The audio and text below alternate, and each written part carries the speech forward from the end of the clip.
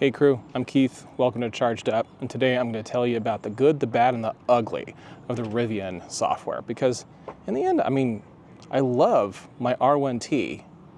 It's fantastic. This thing is amazing.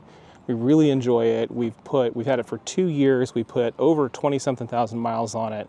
It's done great. But Rivian, I love you. There's some things you need to know. And so today I'm going to get into all of that. Because make no mistake, I absolutely adore this car. I think it is the best truck on the market by far, but there's also some things you really should know if you're considering one of these as a purchase.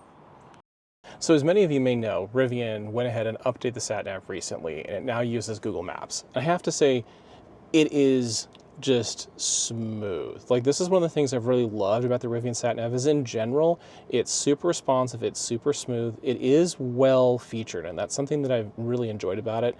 You know, my Lucid Air for a while, it took a long time before it got more responsive, but they've done a fantastic job there too. But the Rivian from day one really has been great. I do have to say the Google Maps upgrade was not that important to me, except that it means that the traffic data is more up to date. But overall, it is super smooth, it's responsive, it's easy to get to everything. The overall system itself is well designed. I've been impressed with it. I think it is, you know, for a first generation vehicle from a new automaker, this is the kind of thing that a seasoned automaker should be proud of. So they did a fantastic job with it. So one of the features I really love is Gear Guard. It makes me feel a lot more confident taking the Rivian to places that, you know, normally I might be a little cautious about parking at. Any place that you might be a little worried, or just in general you don't want someone to door ding you, it does a fantastic job of really taking that worry off your plate. So one of the great things is it has the motion cam, and it lets you go ahead and see everything that's happening, and it does record it automatically. So last night I went to Hopscotch in Portland. Amazing, like, art installation type of place. Fantastic and really tasty food. So went there and parked on the street, and the Gear Guard just did a great job of just recording anyone who walked by, anyone who got close to the vehicle. And this is on a random city street in Portland. It just makes you feel so much more confident when you leave the vehicle somewhere. And it does a great job of recording these things. And you can go ahead and view this on the app too. So overall, this has made me it is just so much more at ease with the vehicle. When I park places, I just don't worry about that kind of stuff anymore because the car takes care of it. Another great feature too is that you do have the road or dash cam functionality in it. So it lets you go ahead and see everything that's going on and even record incidents. So I was able to go ahead and check and see here. I can go back to this, and this is a thing that went on here, recorded, saved for later, and it has all of the different views. So I can go back, see whatever it was that happened, anything that went on that was concerning, it's all recorded here. And you can always export this right off of the SSD that you use. Some people use like a flash drive. I would recommend a proper SSD just for general reliability's sake. But you have this as insurance. Just the other day, a vehicle kicked up a rock from an uncovered load, cracked our windshield, and we're not gonna have to worry about that. We have the footage, it's recorded. I'm able to go ahead and inform them, and they're gonna go ahead and cover the new windshield. Talk about a great feature. Just having this saved me $2,000 on a new windshield. Thank you, Rivian. So one of the issues we've had is connecting your phone from music, especially around this weird bug with YouTube that comes up, where you go ahead and if you've been playing with YouTube, it won't play music, and it's really infuriating. You have to sometimes even reboot the software. So I'll show you, as well as friendly shout out to Michael Snyder, Pacific Northwest Weather Watch, you are the best. So let's go back. Upper right. There we go. That's my weather for the day. So let's say I go ahead, pop out of YouTube here. I want to go back over and play some music. The problem is that often it doesn't do it. It won't do anything. I may go ahead and connect, go check the phone. It doesn't want to work. And it gets infuriating. So no matter what I do, and if I go to the phone, I hit play, it won't do this. And I often have to actually reboot the phone to get it to work. So this has been really aggravating at times, especially, you know, we'll get in the car, we'll want to go somewhere, and it just does not work, and then we have to reboot the vehicle. That has been immensely infuriating. It happens not consistently either, so this has been one bug that I really wish Rivian would fix. One thing I've also really loved is just how good the Rivian app is. It's super responsive. It connects to the vehicle almost instantaneously at any time, had very little issues with it. So I've been impressed as hell by the Rivian app. And one of the things I found so great too is that anytime I really want to do something, it will let me do it. So if I want to lock the doors, quick to do it. If I want to unlock, quick to do it. Open the hood, quick to do it, usually. So one of the issues with the Rivian software, however, that I found is that the lock and unlock is not consistent. So what ends up happening, you can go over to settings, you can go ahead and check here, and you can say, from like a lock and unlock perspective, what do I want to do here? And so, you know, you can set a door unlock, unlock the driver door, unlock all doors. I do have to say turning off the auto unlock and park, thank you. But the problem that we have is that the proximity lock and unlock issue, it doesn't always do it. The auto relock, this doesn't always do it either. We end up with an issue where we'll get home, and if we're getting things out of the vehicle a couple of times, it locks and unlocks, it will stay unlocked. And if you do that even outside, it will do the same thing, and we'll get a notification 40 minutes later, your vehicle's unlocked.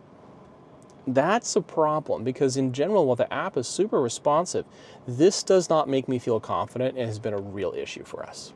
So just a minute ago, when I was recording the segment for this around the YouTube and Bluetooth connectivity, I had to reboot the truck. That keeps happening, and that's an issue. It happens to every 3 to 4 weeks we have to reboot it, which has been just infuriating. Why? So there's some reliability issues here at Rivian that, I mean, I love you, but you please need to fix these. So one of the most infuriating aspects of the Rivian software is the Satnav, specifically how navigation is handled, and especially zoom levels and the way it shows you directions. So when you want to go somewhere, let's say you're heading somewhere and you're dealing with a lot of little city streets, a little bit of back and forth. One of the big issues is you're forced into this perspective. I have two choices, the whole route or just zoomed in. And the problem is that when I'm zoomed in, I can't see much. And if I want to see more, let's say I zoom out here, now it doesn't follow the vehicle. If I want to go ahead and go back to follow the vehicle, I have to hit recenter, zooms me back in. I have two choices here. I have way too far in, or I have the whole shebang. And don't just say in the comments, oh, but wait a minute, Keith, it'll zoom out the faster you go. It doesn't zoom out enough. I want to be able to control the perspective, and I'm not the only one that deals with this. This is immensely frustrating because I want to see how much further I have to go for something. I want to see where the traffic is. I want it to follow, and I sit here fiddling with this. Imagine if you're doing a road trip, and you've got a 200-mile road trip you got the sat-nav on for. Now you're seeing 200 miles worth, you can't see anything.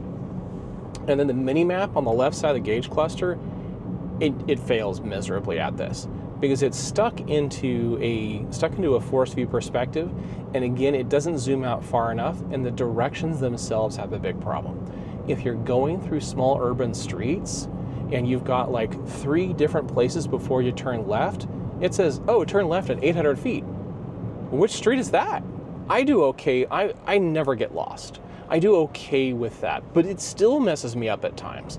My wife absolutely hates that. I mean, hates it. It's so infuriating. It's enough that we ended up getting a little adapter to put our phone on the dash so we can use Apple Maps. It's that bad. And this is by far the biggest issue I've had with this truck. And that said, I love this truck. I absolutely recommend this truck to anyone who's interested in an EV and wants a truck form factor. But the problem is that this right here is unbelievably infuriating, and they have not fixed it. And I'm stuck with this. I can't change this. I'm stuck. Recenter. Oh, back to where you were before. I'm stuck looking at one view or the other. Do better, Rivian. This should be fixable. This should be super, super easy.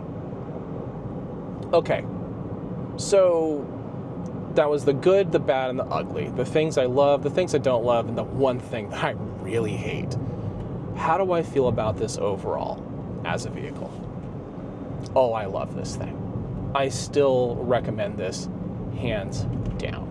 There is no better truck on the road, in my opinion, unless you have some specific use case where you really need that big old diesel, wide, long bed and everything else. Maybe you really need that for something specific, but for 99% of people that want a truck, this is the one to get.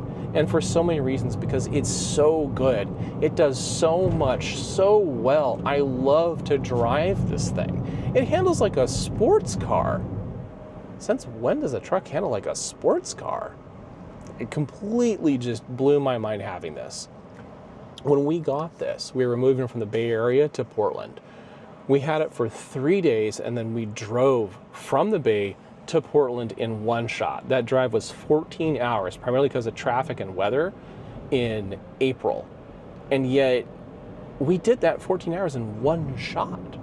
I was not tired at all on the drive. We went from sunny and beautiful to cold, dark, and rainy on that drive, and we still had a fantastic time. This vehicle did beautifully. We loved it, and still do love it to this day. So would I absolutely recommend one of these? Hands down. Would I absolutely get it again? Totally. Will I get another Rivian again when this one needs to be replaced? Yep. So in the end, we love our Rivian. We absolutely recommend it. So don't take any of this the wrong way. These are things we want Rivian to know. Be aware of this going into it. But the flip side is, this is a fantastic truck. So if you're considering an EV truck, even the Rivian R1S, which I haven't reviewed yet, but I will, you absolutely should be looking at this one really closely. In the meantime, I'm going to be doing our 2.5 year review of this relatively soon. That's going to drop another week or two. So stick around for that. Thank you all for joining me, and I'll catch you again next week.